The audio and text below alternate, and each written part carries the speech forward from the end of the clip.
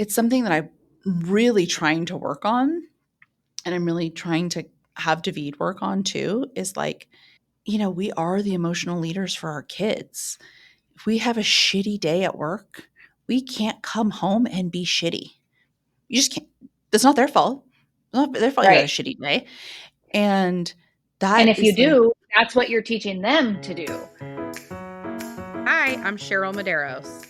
And I'm Colleen Hungerford. And this is We're Doing This Right, right? Podcast for the whole woman, mind, body, soul, and business. It's humor infused, as real as it gets, inspiring, and you'll walk away with real usable tools for life and business. If you love what you're hearing, please share with a friend, subscribe so you'll never miss an episode, and rate and review whenever you listen. So find your earbuds, lace up your walking shoes, or cozy up with a beverage of your choice. It's time to dig in. Which, like, they're listening to us. Like, they're not listening to us. I just saw this on Instagram. They're not listening to us. They're watching us, and they're observing us. And so I can coach and teach and dictate and lecture my children all day long. But what they're learning is from my actions. Right. Right. And how we respond to situations and how we communicate and, how we walk in the door. I think those things are so important. I think, it's little things. I think the little things, somebody told me this one time, we should get her on the podcast. Her name is Melissa Beck, and she is the CEO president of a company called Anonymous Philanthropy or something like that. I grew up with her. She's amazing. She's the one who taught me about the work-life balance doesn't exist.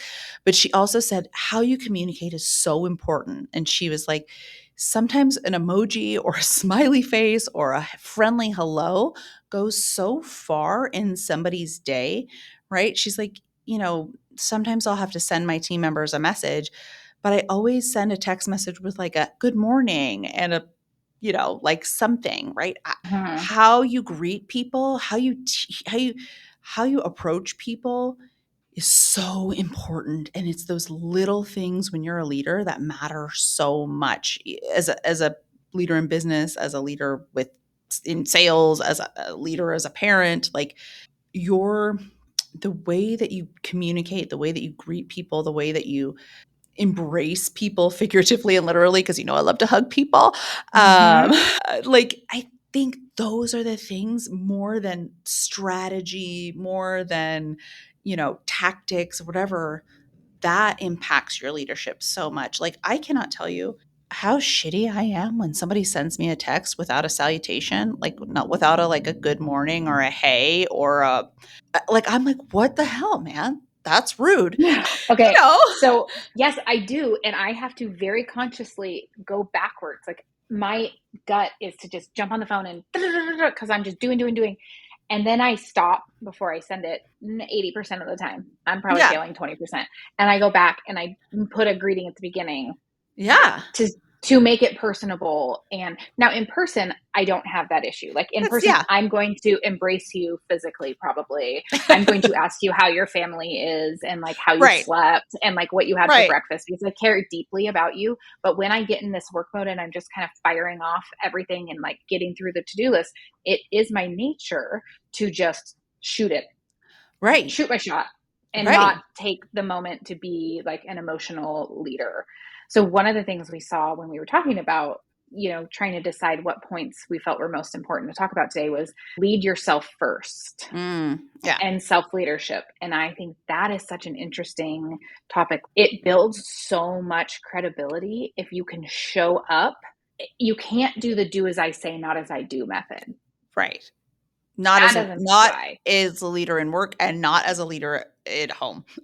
Not if you want to be successful and get your desired outcome. Like, that will lead to people just thinking you're shitty because you're not taking the time to live in integrity and lead by example. I mean, just to go back to the most cliche thing about leadership is like truly lead by example. Well, and that's why things I think about in this, like when I walk into the office, I say hello to everyone, like everyone.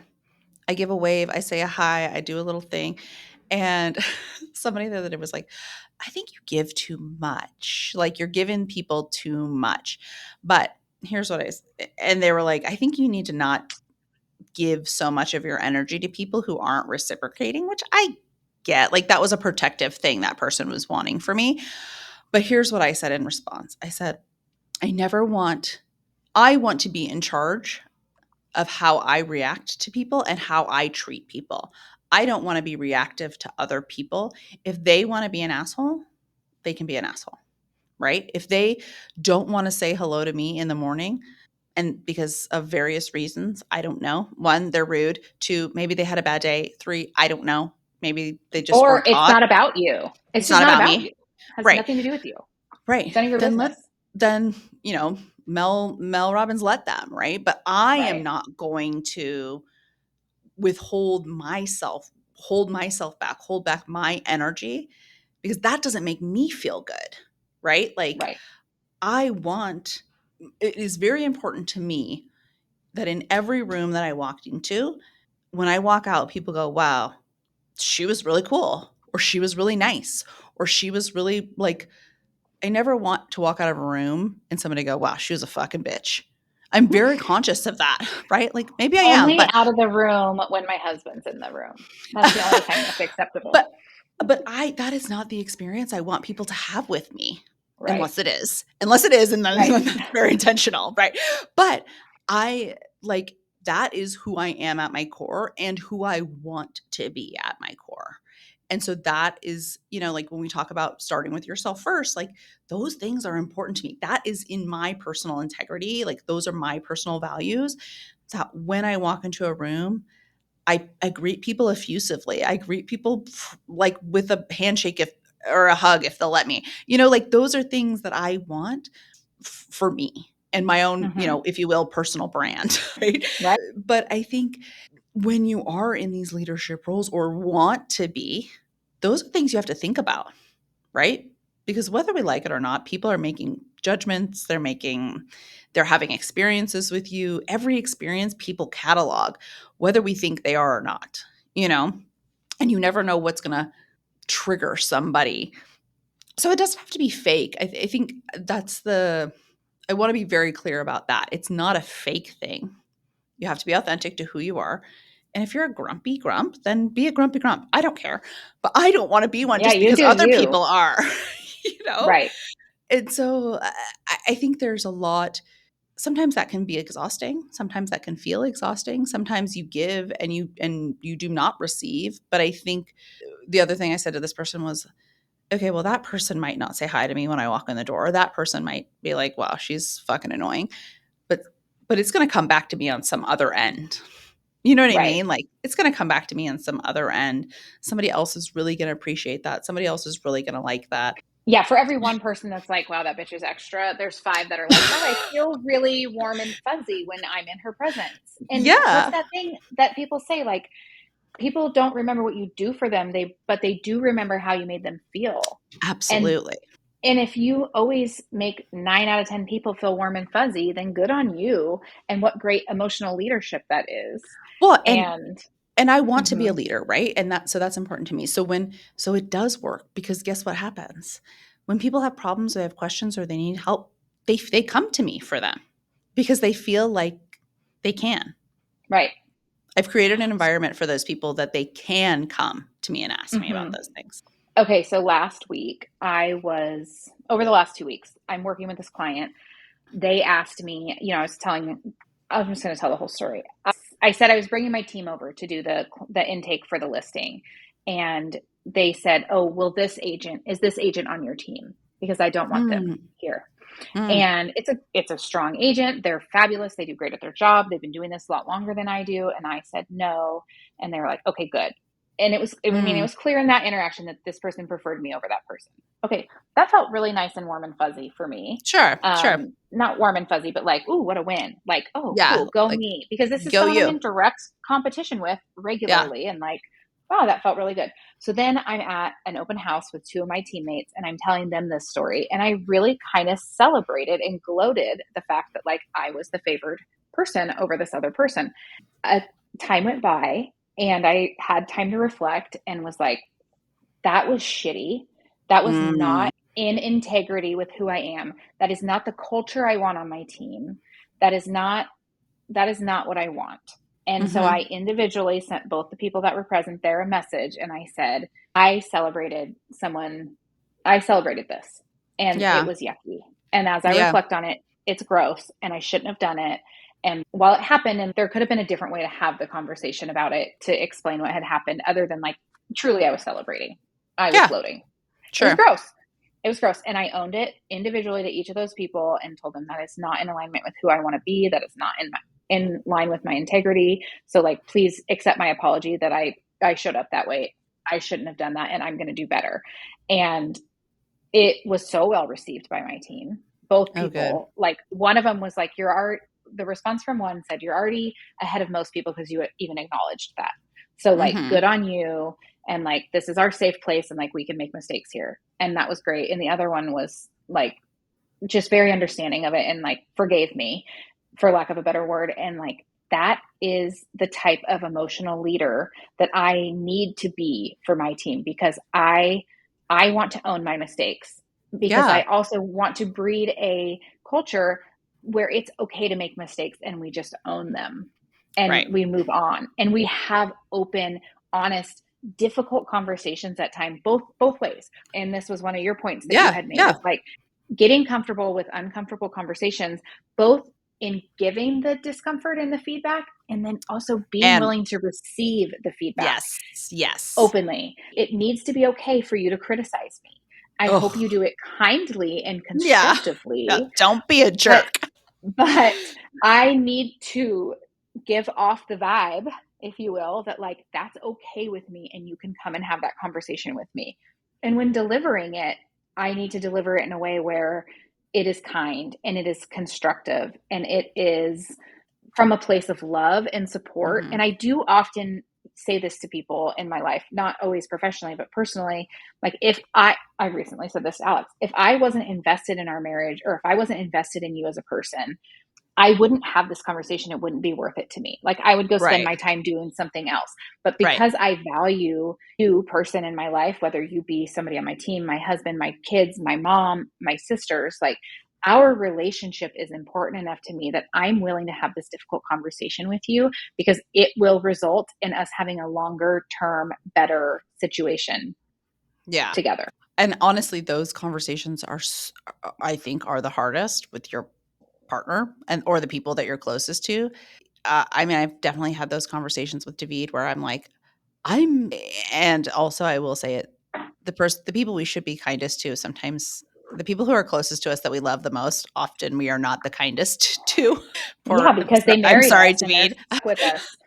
They're in contract, hard to unwind this shit. Yeah, but to your point, it is because you care so much, and that's not an excuse, I guess.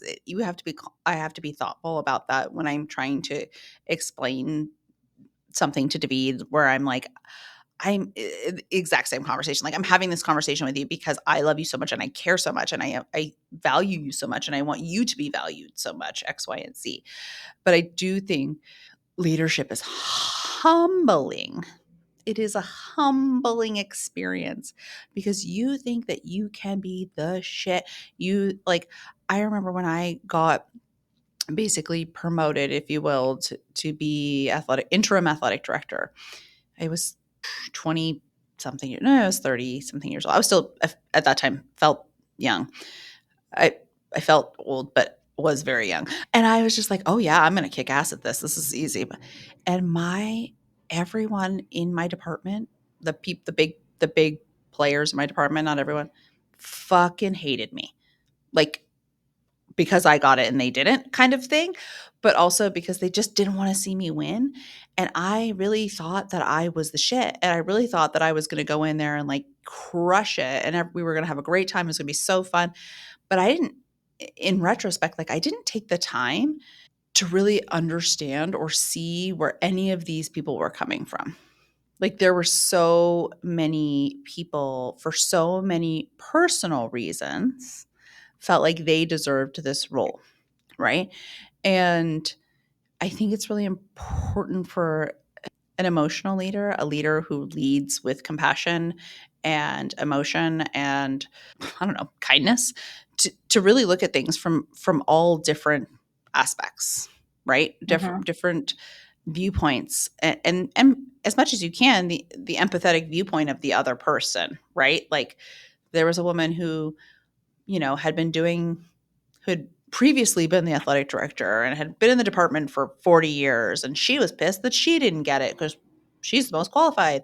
And then there was the woman who had been the athletic assistant, who she felt like she deserved the role because she knew how to do X, Y, and Z. And I was just like, whatever, I got it. You know. Right. But coming into a leadership role now is so different. It's so, and I would say, not that I think that people who are parents are the best leaders, but I think being a mom has helped me as a leader so much. And I think being a leader has helped me as a mom so much. I Mm-hmm. think those two roles very interestingly, like help each other and support each other. It was so funny the other day, Jackson, who is 7 now, asked me, I've been working a lot. I've been working a lot recently. And he was like, Mom, why do you have to work so much? Typically my answer is, I got to pay for all this shit. That's typically my answer. But I just Same. said, I'm like, you know what, but I run my own business. So, you know, I gotta, I gotta be there. Like, this is my business. He goes, oh. And he like thought, he paused for a moment. He's like, so you're first in command, Mom? I was like, yeah, man, I'm first in command. And he was like, oh. And like for whatever reason, that made sense. Translated for him. That Yeah. translated it. He's like really into army and police and stuff right now. But it was also trying to communicate to him and allow him to come to his own conclusions or make it okay, or understand why I work so much, right? Like that's part of this whole leadership thing as well, right? Is to make sure that the people you are leading felt heard, feel understood, feel a part of it, feel involved, and I think it's hard though.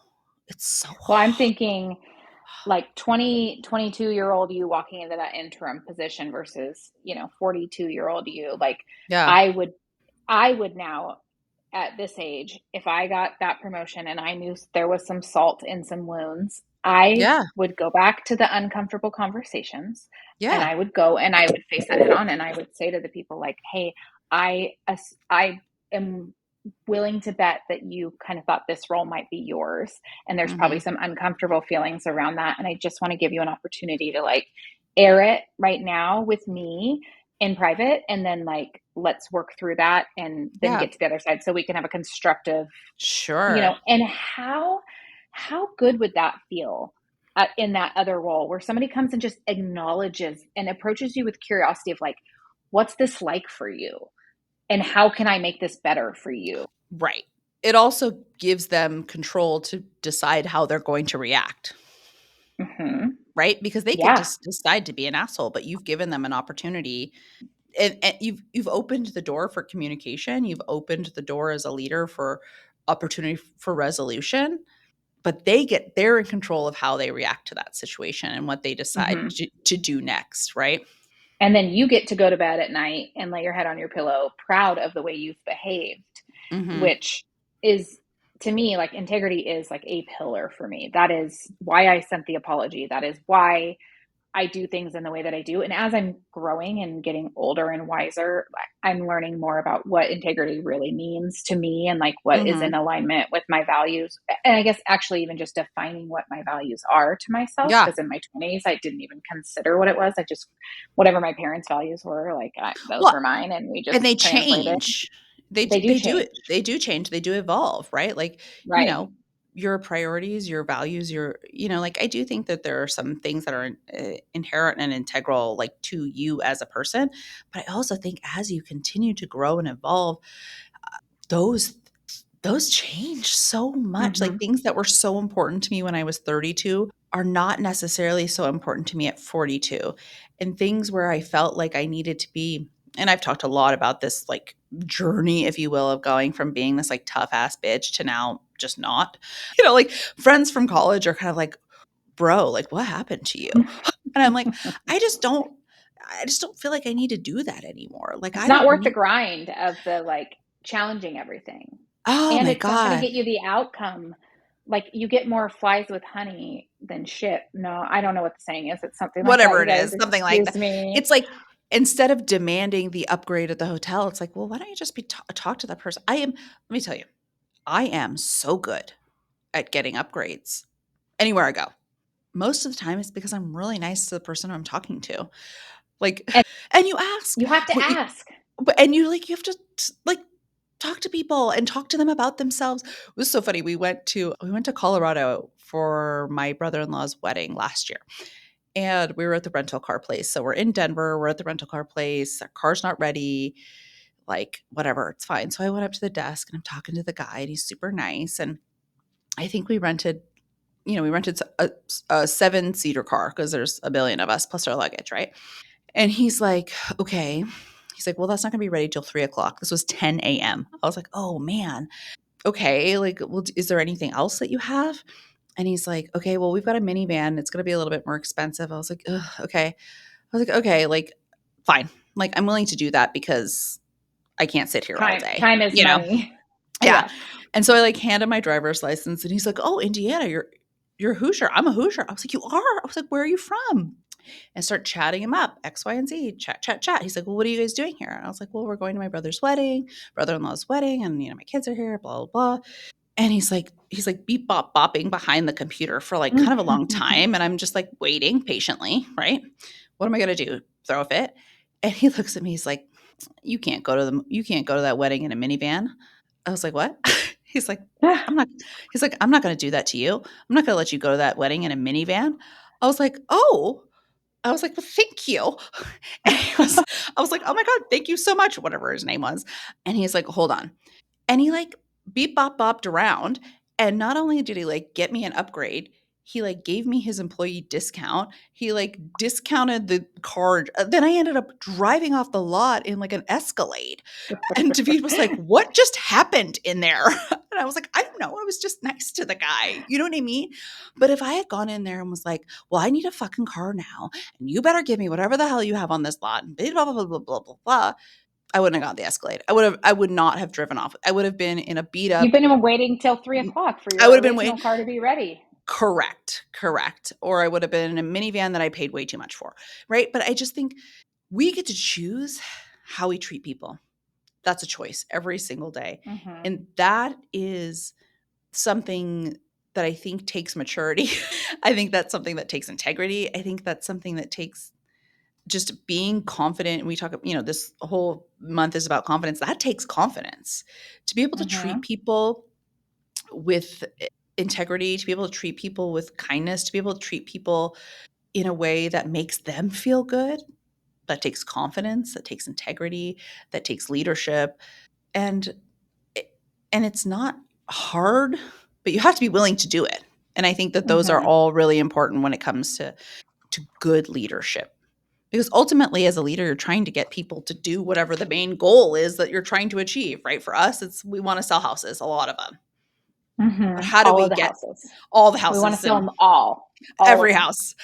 I was at a lake this weekend and I was like, how do I sell these houses? Not even anywhere near 2 hours away from where I live. I was like, You're like, I'm suddenly a specialist in this I neighborhood. specialize in lakefront property now. By the way, I can sell lakefront property if anybody's interested. But I think it's just so interesting to, and I'm looking forward to August for us to like dive into this idea of leadership and confidence. And I really am interested to hear what our listeners have to say about it and what our guests have to say about it. And Well, this last thought really brings me to like the bow on it, if you will, but just modeling a mhm. life that you would be proud of.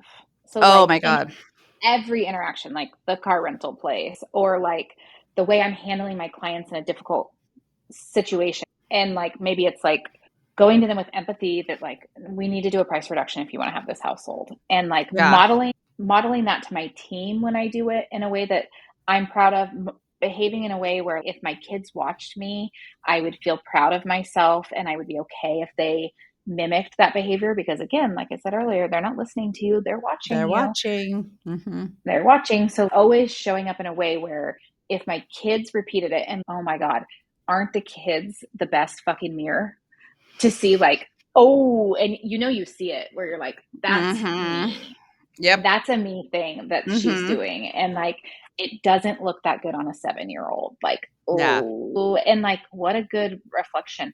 So we were in Michigan with cousins watching my oldest really like show up very exuberantly to try to get Mm. attention. It was very Okay. obviously attention seeking behavior. We can see that from like a bird's eye view, which actually Right. that's one of the comments I did want to make about leadership is like being a leader also means you need to sometimes zoom out and look macro and not micro. Like don't Yeah. get so tied down with the details of this that you can't zoom out and like see the big picture.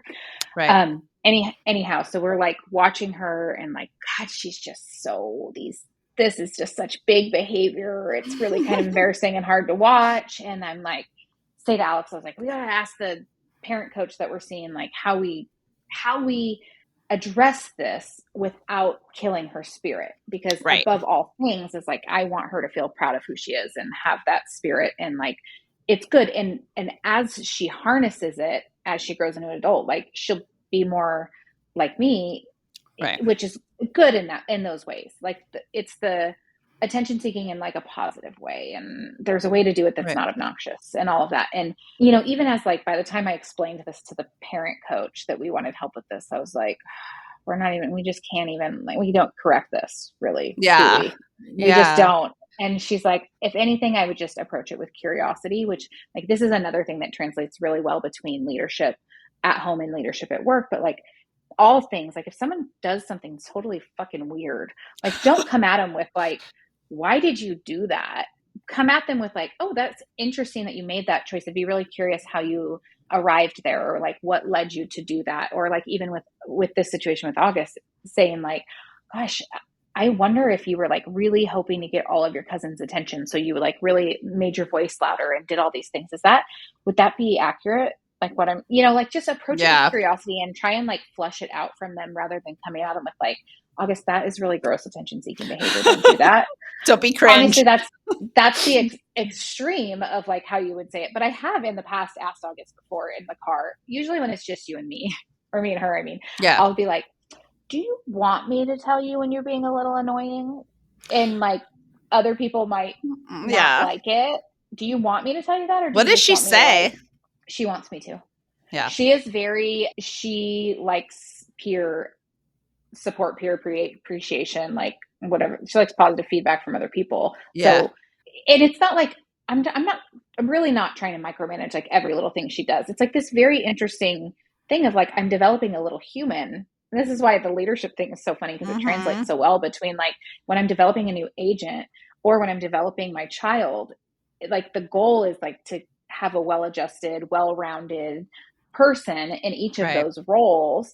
And like how you achieve that is so complicated and so hard, which is why there are a billion books on leadership and And parenting and all of it, right? Like it's just there's no and I think I know we have to wrap up, but I think the biggest thing for me is understanding that there's no one way to parent. There's no one way to lead.